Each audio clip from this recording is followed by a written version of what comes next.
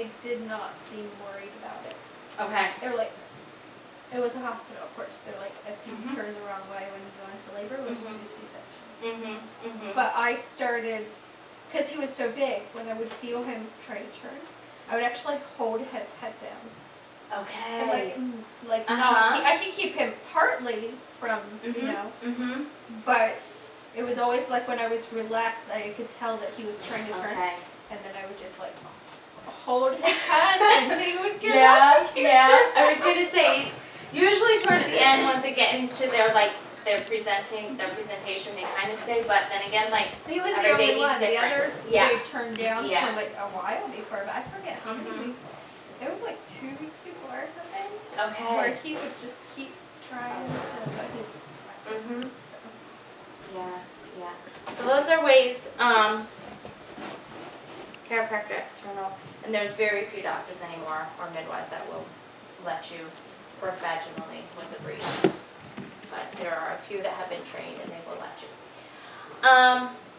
So the way baby is, so like Dorothy said, you want baby facing your back bone. That's like the optimal birth position you want baby in. Why? Because if baby is posterior, think about the back of baby's head against the back, against your back. A lot of moms that babies can be birthed this way. It's not impossible. But a lot of times you're going to have a lot of back pain because baby's head is against your spine.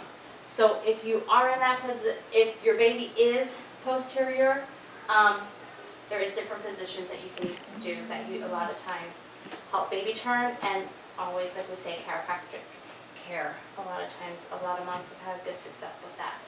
So I would say, if your midwife doesn't tell you, or your doctor doesn't tell you, ask them. Ask them what position baby's in, because a lot of times they can tell. Do you know what position your babies were in? I'm thinking there may have been one of them born like, yeah. Like this, like Yeah. posterior. Okay. I wonder. And was that because, awful back pain? If it was Tristan, I had serious back pain with him. Okay. I don't know, I don't remember which one of them was born that way, but all the others were the right way. And he might be, I'm just thinking, I don't remember these things very well, but I'm kind of thinking one of them was what do they call it? Posterior. Posterior. Mhm. Yes, I was going to say that was the word Yeah. that I had in mind. And I'm thinking, Yeah. thinking one of the midwives said he's posterior. Yeah. And And posterior is they're coming down through like this. So all of the back of baby's head is just like pressing against your back. So a lot of times mom have a lot of back pressure. As baby's coming down, baby engages into the pelvis. And it's really neat how baby comes through. I'm going to try to do it. Hopefully baby will cooperate for me. So as baby's coming down, we're going to say baby is in good birth position, okay? So here's the front, here's your back, okay? Baby's coming down through here. They usually kind of go in sideways, come down through. When it's like they have this, baby usually flexes his head. It's coming out. And as they're coming out, they nicely turn towards mom's thigh. So that way it makes room for the shoulders to nicely come out through. So that's I do want to have another baby now. so that is how baby navigates through your pelvis. So I want you to really think about this, because if you realize how baby has to navigate through your bony pelvis, it's going to help you to remember to move. So when you're in labor, even though you don't want to move, it's really good to move. It's really, really good to move. And here is, just because here's a better picture, I'm going to pass around. As baby's coming down through, they do that, they flex up and turn to the side. This just kind of helps you as a visual to help you see that. And so we're talking about movement. And they used to think moms should be strapped to a bed, to have this baby. Who wants to be Who wants to do this experiment for me? You want to do it? If Okay. it's safe. It's safe.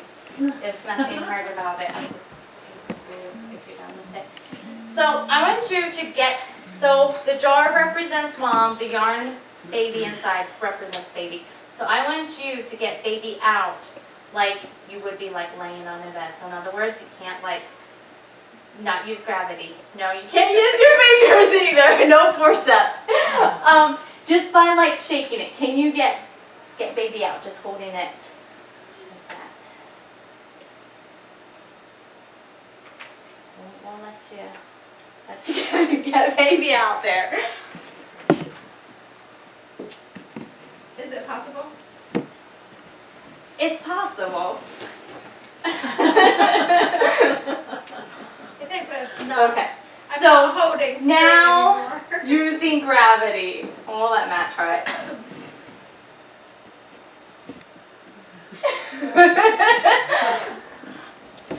You're tilting. So now use gravity and let's get baby out. Excellent. So that's okay, but in real life, just to help you realize how you want to use gravity. Gravity is your friend in labor.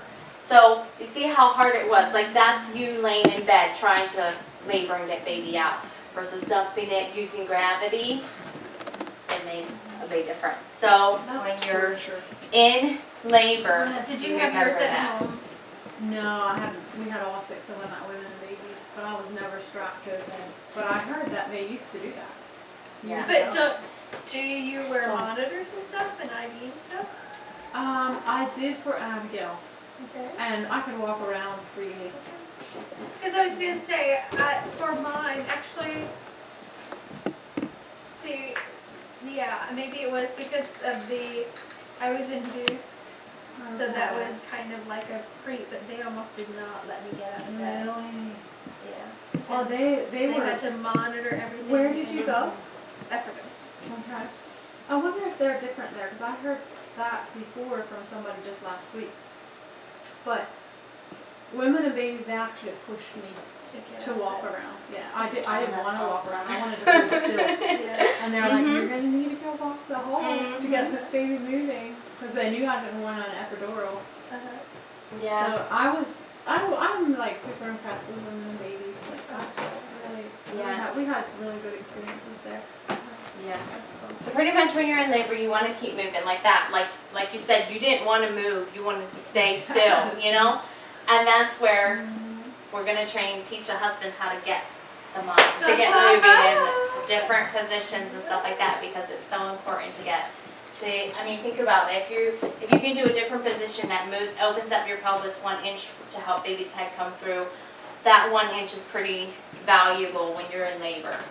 And most times we say, you know what, find a position that feels good, but keeping in consideration that sometimes, like you said, when you're in labor, the last thing you're going to do is move.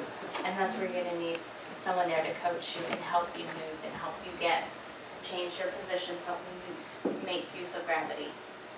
So remember that, and we will go over positions in another lesson, but that is one important thing. Like you say, get moving, keep moving, change positions at least every hour.